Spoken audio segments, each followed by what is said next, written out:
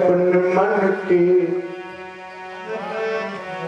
अधूरे थे पूरे हुए,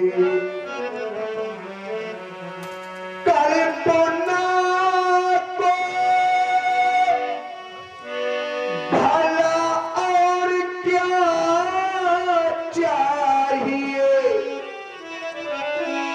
भटके द्वार पर आज भगवान है, भावना को भला और क्या चाहिए।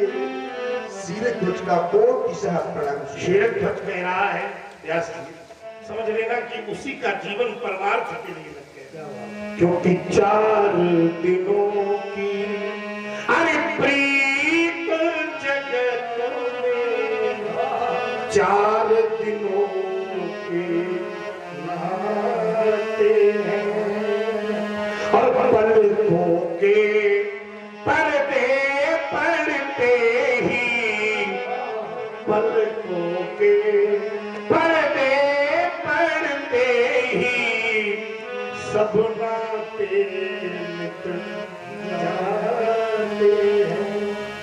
विचार करिए जितने लोग बैठे हैं, जैसे यहाँ हम लोग रामलीला देखते हैं, पर्दा खुला अर्पित, तो कोई श्री राम का अभिनय, कोई लक्ष्मण का, कोई जनक का, कोई परशुराम बना है, लेकिन जब पर्दा गिर जाता है तो अभिनय समाप्त। उसी प्रकार ये संसारिक रंगमंच है, तो ये मानव शरीर ही अभिनय के लिए खड़ा है। जब तक नेत्र का पर्दा खुला, ये जीव कभी पिता का अभिनय करने लगता, कभी पुत्र का अभिनय करने लगता, कभी पति बन जाता, कभी पत्नी का अभिनय करता, लेकिन जिस दिन ये नेत्र बंद हो जाते, ये पर्दा गिरता, तो सारे अभिनय समाप्त हो जाते। कोई रात भर तुम्हें घर में रखने को तैयार, पूछा गया कि जल समरत अरे बहाया जिस पर, वो तुम्हारे लिए क्या करेंगे? अरे जल में वही बहाते हैं, और चिंता की ज्वाला में जलते, चिंता की अरे ज्वाला में जलते, एक दिन वही चिता जला। विचार करिए, आप सभी लोगों का मूल कर्तव्य है कि संसार में रहकर के परमात्मा को न भूलें। जीव माता पिता में भी परमात्मा का दर्शन करें, संसार में श्री राम में सत्य ज्ञानी, उनकी सेवा भी परमार्थ दर्शन के लिए करते, और आप इस मामले में भाग्यशाली। इसलिए जनक तुमसे कहना है, क्या कहना है कि करते नृप ध्यान रहो शिव का। शिव माने सब कल्याणम करो दिशा करा। वेद सूक्ति कहती है कि जो जीव का हर प्रकार से कल्याण करे उसी का नाम संस्कार। तो तुम विचार करिए कैसे करते नृप ध्यान रहो शिव का, सुख सिंधु के मध्य नहाते रहो। वैसे तुम शैव भक्त हो, है ना? शैव भक्त हो और जीवन में शैव की उपासना करना ये जीवन का परम कर्तव्य होना चाहिए। जाओ शिव भक्त, तुम्हारा कल्याण हो। शुभाश सिय बुलाय प्रणाम करा। बेटी सीता हमारे समीप रहो। किसी को बुला रहे हो? किसको बुला रहे हो? बेटी है। तुम्हारी बेटी है? हाँ बाबा, आओ बेटी। अपने दोनों हाथों को जोड़ करके भार्गव श्री परशुराम जी के चरणों में प्रणाम करो। दो बिटिया आई? अच्छा, एक और आ गई। कई बिटिया है तुम्हारी? दो बेटियां। अच्छा, दो बेटियां, लेकिन यहाँ तो हमें 3 दिखाई दे रही है। ये सखी है। किसकी सखी? सीता का। तुम्हारी कौन? एक और आ गई। क्या बात, कितनी सखियां हैं इसकी? कितनी सखियां? सीता की 8 सखियां। तो ये अष्ट सखियां आपके किसी संबंध में है क्या? बेटियां हैं आपका जब तो ये भी बेटियां हैं। चलो बीमार बंधु सही, लेकिन बेटियां क्या है? अब कितनी कुल बेटियां हो गई? अच्छा एक होगा, कोई बात नहीं। चलो बहुत बढ़िया। लेकिन व्यास जी क्या दृश्य सामने मेरे खड़ा है, हाथ जोड़े मानो इस प्रकार की भावना को परिलक्षित कर रही है किया, जैसे मां भारती ही अपना समझा श्रृंगार करके। वास्तव में जिस समय मैंने संसार का भ्रमण किया था, विश्व भ्रमण किया था, तो कई देशों की संस्कृतियां मैंने देखी थी। विदेशों में छिन्न भिन्न परिच्छिन्न परिधानों को पहन करके अंग प्रदर्शन करने की भावना देखी थी। लेकिन आंखें खोलकर देखो, आज ऐसा लग रहा है कि मानो ये जनक की बेटी नहीं, अभी तो भारतीय संस्कृति का पर्याय ही मेरे सामने है।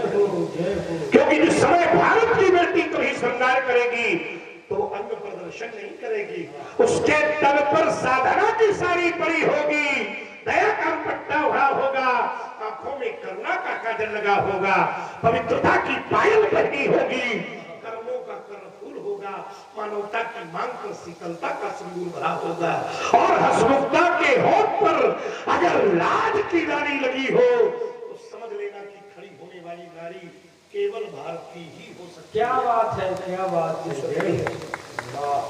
तभी तो हम कहे हमको कहना पड़ा व्यास जी, क्या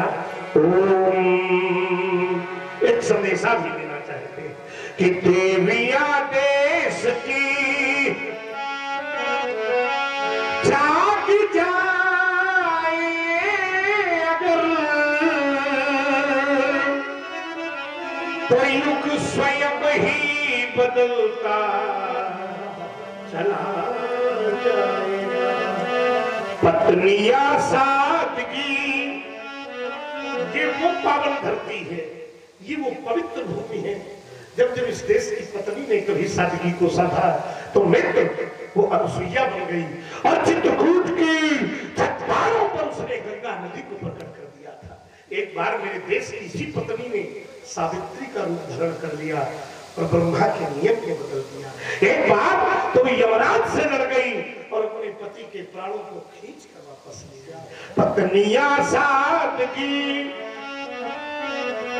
साध पाए अगर,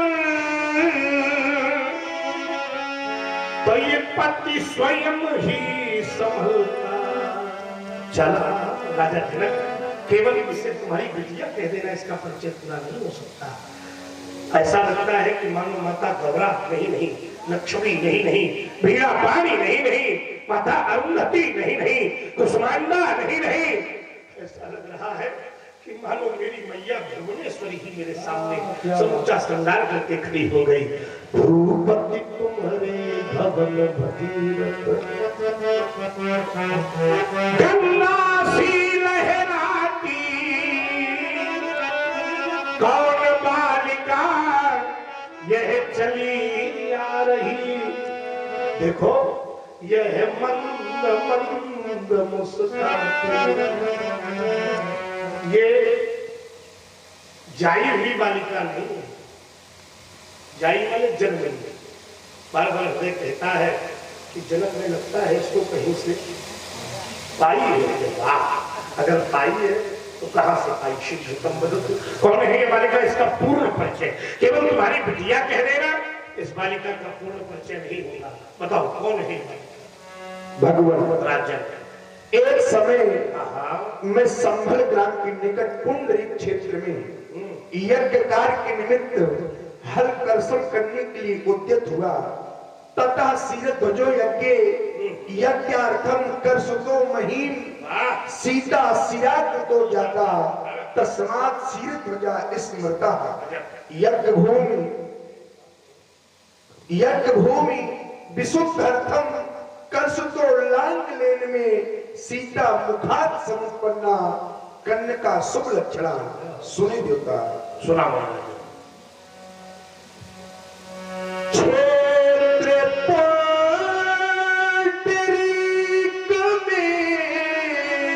क्या हुआ था क्षेत्र पुंडरीक में? क्षेत्र पुंडरीक में लगे, परिणाम हल चलाने लगे, मेघ छाने लगे। गजब हो गया। और भगवान फिर क्या हुआ? मेरे साथ में समस्त प्रजाप्रवासी एवं विप्र ब्राह्मण भी थे। क्या किया ब्राह्मणों ने? विप्र ब्राह्मणों ने तापति विध भाति विप्रो, क्या किया? ने मंत्री पढ़ा, तब तापति विध भाति विप्रो, ने मंत्री पढ़ा। परिणाम चलते चलते रुका, फिर हल मिला इको खड़ा। चलते चलते चलते रुका, क्या हुआ? हल मिला एक खड़ा। उसमें क्या हुआ? हुई कन्या प्रकट, यह कन्या हुई कन्या प्रकट। तुमने क्या किया? हुई कन्या प्रकट, मैं गया इसके निकट। और क्या किया तुमने? और हिये से इसे, और हृदय से इसे तुम हम लगाने लगे, परिणति हल चलाने लगे, और मेघ छाने लगे। जन्मना जन्मना सो अभूत, वैदे अस्तु विदेह जा, मिथिला मंथ ना जातो। इन मिथिला निर्मिता बेटी का नाम सीता है। आशीर्वाद आपने भी जो श्लोक पढ़ाई कहाँ का है? श्रीमद् भागवत पुराण का। इसमें तो जनक का परिचय है और ये नवम स्कंद के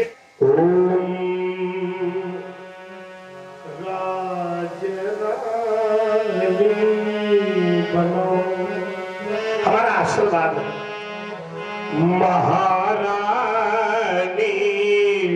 बनो और इसे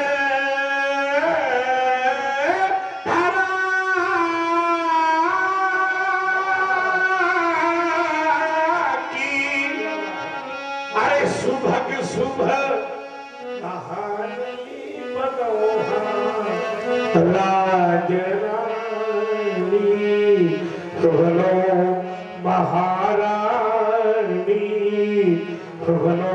क्यों? अरे क्योंकि तुम धरा मूर्ति हो और विश्व की मूर्ति हो। तुम धरा मूर्ति हो, साधना शक्ति हो, भावना भक्ति हो।